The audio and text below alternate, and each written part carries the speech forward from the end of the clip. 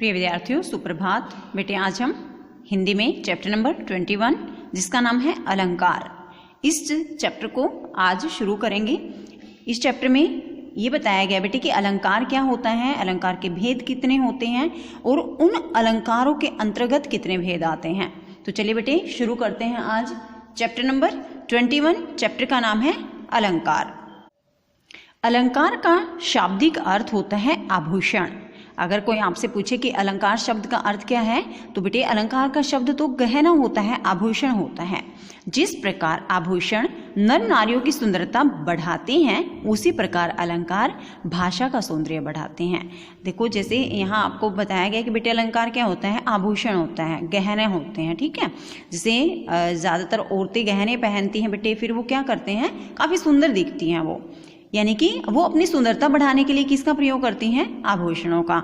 वैसे ही भाषा की सुंदरता को अगर हम बढ़ाना चाहते हैं तो इसके लिए किसकी जरूरत है, अलंकार की।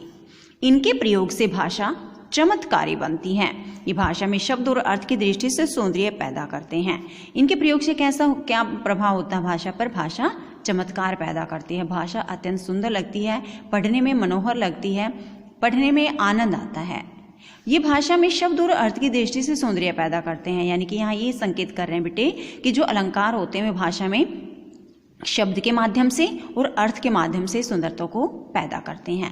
अलंकार के मुख्यतः दो भेद होते हैं। देखो ये थी डेफिनेशन इसकी, यानी कि अलंकार किसे कहते हैं, अलंकार शब्द का क्या अर्थ है, आभूषण।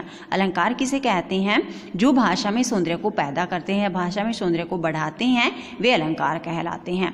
अलंकारों के प्रयोग से भाषा चमत्कारी बनती है और ये शब्द और अर्थ की दृष्टि से भाषा में चमत्कार पैदा करते हैं। यहाँ बता रखा बेटे नेक्स्ट क्वेश्चन, अलंकार के मुख्यतः दो भेद होते हैं। कौन कौन से, शब्द अलंकार और अर्थ अलंकार। ये मुख्य रूप से अलंकार के दो भेद होते हैं। चलिए बेटे शुरू करते हैं फर्स्ट पार्ट, शब्द अलंकार। यानी कि आपको याद रखना बेटे कि अलंकार के मुख्यतः दो भेद होते हैं, एक होता है शब्द अलंकार, एक होता है अर्थ अलंकार। अब देखिए शब्द अलंकार, काव्य में जहाँ शब्दों के विशिष्ट प्रयोग से सौंदर्य और चमत्कार पैदा होता है, वहाँ शब्द अलंकार होता है। देखो बेटे जिसे सबसे पहले तो आपको नाम के अनुसार परिभाषा याद करनी है। जैसे नाम क्या है, शब्द अलंकार। इसको जैसे अलग अलग करेंगे ना दोनों शब्दों को, शब्द अलंकार। यानी कि काव्य में जहाँ शब्दों के विशिष्ट प्रयोग से सौंदर्य और चमत्कार पैदा होता है, काव्य में। यानी बेटे एक तो आपको याद रखना है कि जो अलंकार होते हैं उनका प्रयोग किस में करते हैं हम, कविता में। इसमें क्या होता है, शब्दों के विशिष्ट प्रयोग से सुंदरता और चमत्कार पैदा हो तो वहाँ शब्द अलंकार पैदा होता है। फॉर एग्जाम्पल देखो, तट तमाल तरवर बहु छाए, तरनी तनुजा आएगा, इसके पहले एक शब्द भी छोड़ रखा है, तरनी तनुजा तट तमाल तरवर बहु छाए। यहाँ क्या है, यहाँ त वर्ण के विशेष प्रयोग से पंक्ति में लयात्मकता, सौंदर्य और चमत्कार उत्पन्न हुआ है। इसी कारण यहाँ क्या है, शब्द अलंकार है। यहाँ देखो त वर्ण की बार बार आवृत्ति हुई है, तरनी तनुजा तट तमाल तरवर, इन सभी में क्या है बेटे, त वर्ण की बार बार आवृत्ति हुई है। इसी कारण इसमें किसका प्रयोग है, शब्द अलंकार का। सबसे पहले तो आपको याद करना है अलंकार के कितने भेद हैं, दो, शब्द अलंकार और अर्थ अलंकार। उसके बाद देखो बेटे शब्द अलंकार, आज हम करेंगे शब्द अलंकार को। शब्द अलंकार के कितने भेद होते हैं, तीन भेद। कौन कौन से, अनुप्रास, यमक और श्लेष। सब अलंकार के दो भेद होते हैं, शब्द अलंकार और अर्थ अलंकार। फिर आगे शब्द अलंकार के कितने भेद हैं बेटे, तीन, अनुप्रास, यमक, श्लेष। तो चलिए बेटे सबसे पहले करेंगे आज हम अनुप्रास अलंकार। काव्य में जहाँ समान ध्वनियों या वर्णों की एक से अधिक बार आवृत्ति होती है, वहाँ अनुप्रास अलंकार होता है। देखो इसकी परिभाषा कैसे याद करोगे, क्या पहचान है बेटे अनुप्रास अलंकार की, जहाँ समान ध्वनियाँ, इनकी समान वर्ण आते हैं। एक समान वर्णों की अगर एक से ज्यादा बार आवृत्ति होती है तो वहाँ होता है बेटे अनुप्रास अलंकार। देखो एग्जाम्पल में, पोथी पढ़ी पढ़ी जग मुआ, पंडित भया न कोई। पोथी में क्या है, कौन सा वर्ण है, प, पढ़ी में प, पढ़ी में प, पंडित में प। अब यहाँ एक समान वर्ण है प, प वर्ण की बार बार आवृत्ति है, 2 से ज्यादा बार, 3 4 बार आया बेटे इसमें, तो इसी कारण इसमें कौन सा अलंकार है? अनुप्रास। एक चीज का ध्यान रखना है कि जो समान वर्ण है ना वो फर्स्ट वाले रहेंगे, लास्ट वाले नहीं देखने, हमें फर्स्ट वाले देखने बेटे, जैसे इसमें प है। सेकंड एग्जाम्पल दे रखा है, दीन बंधु दुखियों का दुख कब दूर करोगे? दीन दुख दुख दूर, यहाँ क्या है बेटे? द वर्ण की बार बार आवृत्ति हुई है। थर्ड एग्जाम्पल देखो, मीठा मोदू मन भय मलिने, मीठा मोदू मन मलिने, इसमें क्या है? म वर्ण की बार बार आवृत्ति है, तो इसी कारण इसमें अनुप्रास अलंकार है। कस्तूरी कुंडली बसे मृग ढूंढे बन माही, कस्तूरी कुंडली, यहाँ 2 बार आया ना क वर्ण। गिरी का गौरव गाकर झरझर मद में नस नस उत्तेजित कर, गिरी गौरव गाकर झरझर नस नस, तो यहाँ देखो बेटे ग झ और न, ये 3 वर्ण हैं, बार बार आए हैं, इसी कारण यहाँ अनुप्रास अलंकार है। लास्ट एग्जाम्पल है, निंदक नेड़ा राखिए आंगनी कुटी छवाए, निंदक नेड़ा, यहाँ 2 बार आया ना न वर्ण। जो अनुप्रास अलंकार है इसमें बेटे क्या होता है? इसमें एक समान वर्ण की बार बार आवृत्ति होती है, इसी कारण अनुप्रास अलंकार होता है वहाँ। और जो वर्ण होता है वो पहले वाला वर्ण देखा जाएगा, लास्ट का नहीं। पहले वाले जो वर्ण हैं वो एक समान होते हैं, किसमें? अनुप्रास अलंकार में। अब सेकंड देखो बेटे, यमक अलंकार। जब कविता में किसी एक शब्द का एक से अधिक बार भिन्न भिन्न अर्थों में प्रयोग हो, वहां यमक अलंकार होता है। देखो यहाँ वर्ण था बेटे, बार बार आता है, यहाँ शब्द है, ये डिफरेंस है दोनों में, एक समान डेफिनेशन है दोनों की, अंतर क्या है वो ध्यान से समझिए। यमक अलंकार किसे कहते हैं? जब कविता में किसी एक शब्द की एक से ज्यादा बार आवृत्ति हो और हर बार उसका अलग अर्थ निकले। अर्थ तो देखो हमने इसमें नहीं देखा ना, हमने तो इसमें सिर्फ वर्ण पहचाने हैं, एक समान वर्ण है।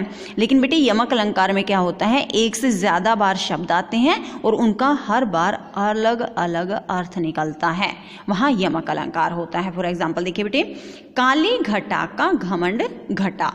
अब यहाँ देखो घटा और घटा 2 बार आए ना, एक समान शब्द है, यहाँ भी यही कह रखा है एक समान शब्द है, और साथ में दूसरी परिभाषा क्या है? उनका अलग अर्थ निकलता है। देखो बेटे काली घटा, काली घटा का अर्थ है घटा, यहाँ है बेटे बादल। कहाँ? घमंड घटा, घटा का यहाँ अर्थ है कम होना, घटना। तो दोनों शब्द हैं, दोनों का अलग अलग अर्थ है, इसी कारण इसमें यमक अलंकार है। एग्जाम्पल देखो, माला फेरत जग भया फिरा ने मन का फेर, कर का मन का डारी दे मन का फेर।